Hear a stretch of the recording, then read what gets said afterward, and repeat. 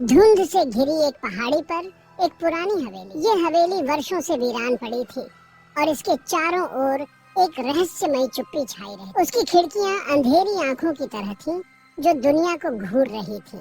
ऐसा लगता था जैसे हवेली के अंदर कोई छिपा हुआ रहस्य हो।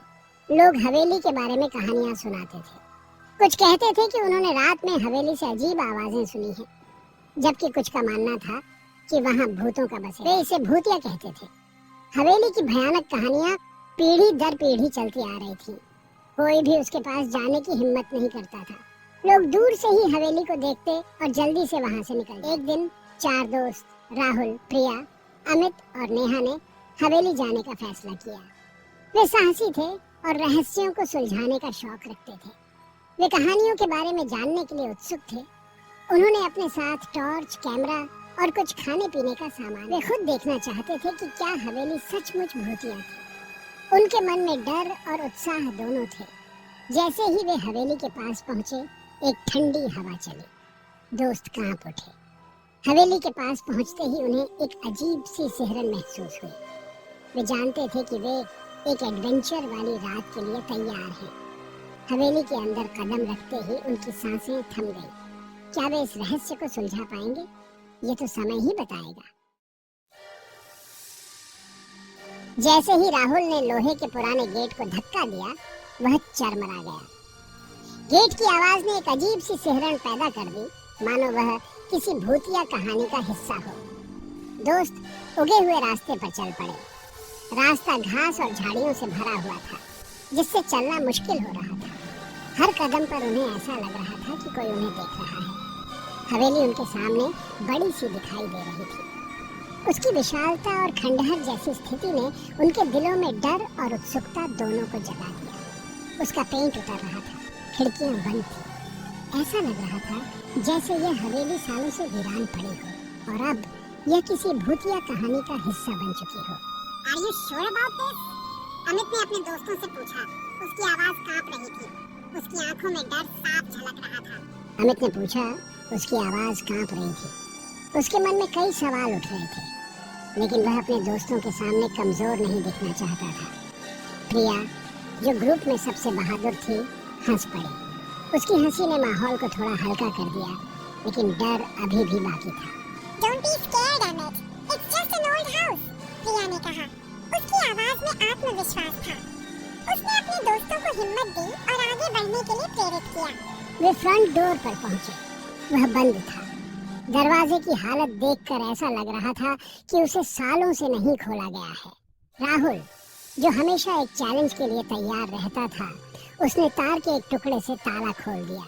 उसके चेहरे पर एक मुस्कान थी, मानो उसने कोई बड़ा कारनामा कर दिखाया हो।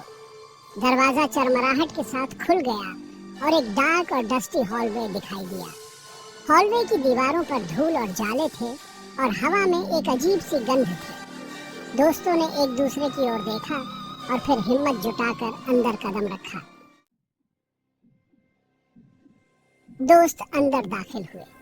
हवा भारी और ठंडी थी। उसमें धूल और सड़न की गंध आ रही थी।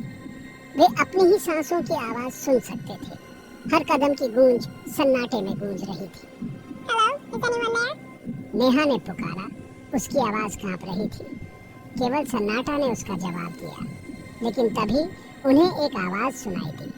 यह एक धीमी विस्पर थी, जो हॉलवे के अंत से आ रही थी। दोस्तों ने घबराहट से एक दूसरे को देखा। राहुल अपनी टॉर्च सीधी पकड़े हुए हॉलवे में आगे बढ़ा। ऐसा लग रहा था कि विस्पर्स हॉलवे के बिल्कुल आखिर में बने एक कमरे से आ रही थी। जैसे ही वे करीब पहुंचे, उन्होंने देखा कि दरवाजे के नीचे एक हल्की सी रोशनी टिमटिमा रही है। What is that? प्रिया ने फुसफुसाते हुए कहा। उसकी आंखें क्यूरियोसिटी और डर से फैली हुई थी। राहुल ने धीरे से दरवाजा खोला। एक छोटी सी मेज पर एक टिमटिमाता हुआ मोमबत्ती के अलावा कमरा अंधेरा था और टिमटिमाती मोमबत्ती की रोशनी में उन्होंने उसे देखा। सफेद गाउन पहने एक औरत रॉकिंग चेयर पर बैठी थी। उसकी पीठ उनकी तरफ थी। उसके लंबे काले बाल उसकी पीठ पर बिखरे हुए थे। रॉकिंग चेयर धीरे धीरे आगे पीछे हिल रही थी, हालांकि उसे कोई धक्का नहीं दे रहा था। Hello? राहुल ने फिर से आवाज दी। इस बार उसकी आवाज में झिझक थी। औरत ने कोई जवाब नहीं दिया। वह बस आगे पीछे हिलती रही। प्रिया एक कदम और पास आई। उसका हाथ मानो औरत के कंधे को छूने के लिए बढ़ा। जैसे ही प्रिया का हाथ पास आया, औरत अचानक मुड़ गई। उसका चेहरा पीला और हड्डियों वाला था।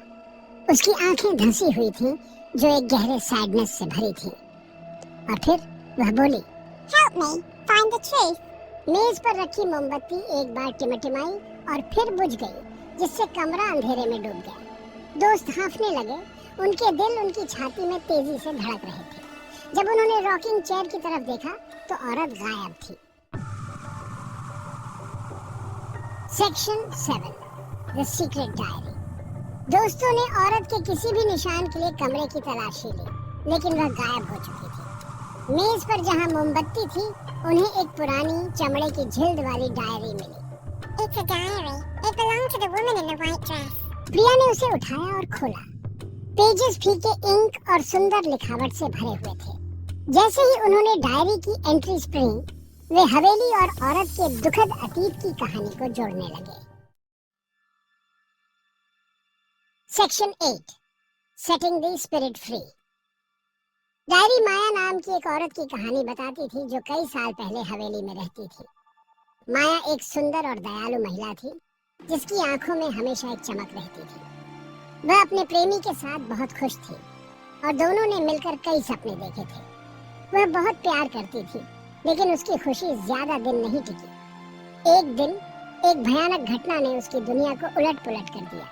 उसके प्रेमी की हत्या कर दी गई थी और माया पर अन्यायपूर्ण तरीके से अपराध का आरोप लगाया गया था। उसके प्रेमी की हत्या कर दी गई थी और माया पर अन्यायपूर्ण तरीके से अपराध का आरोप लगाया गया था। माया ने अपने प्रेमी की हत्या नहीं की थी, लेकिन समाज ने उसे दोषी ठहराया। उसे हवेली में कैद कर दिया गया, जहां उसने अपना बाकी जीवन बिताया। उसने अपना बाकी जीवन हवेली की दीवारों के अंदर कैद रहकर बिताया था। उसकी आत्मा को शांति नहीं मिली।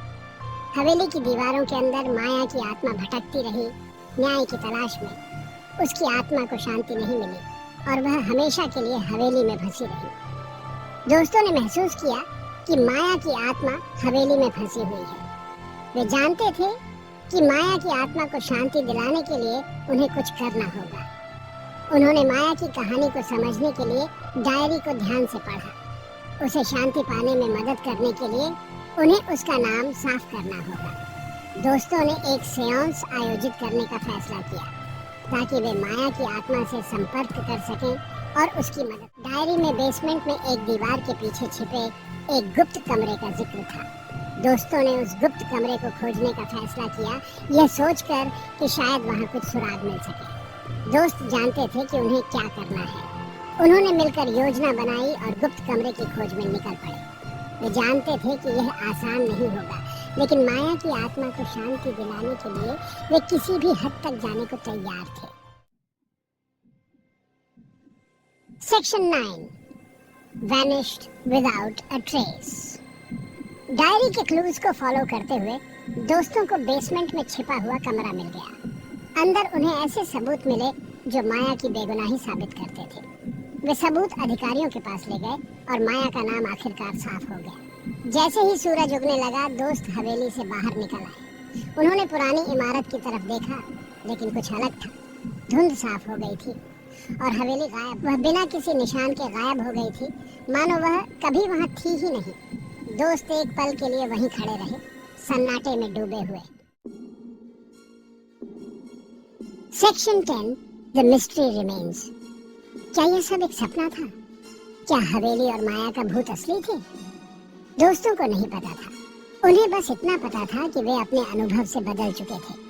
उन्होंने अपने डर का सामना किया था, एक रहस्य सुलझाया था और शायद एक बेचैन आत्मा को शांति पाने में भी मदद की थी। लेकिन जैसे ही वे जाने के लिए मुड़े, वे इस एहसास को नहीं दूर कर सके कि भूतिया हवेली का रहस्य खत्म नहीं हुआ था।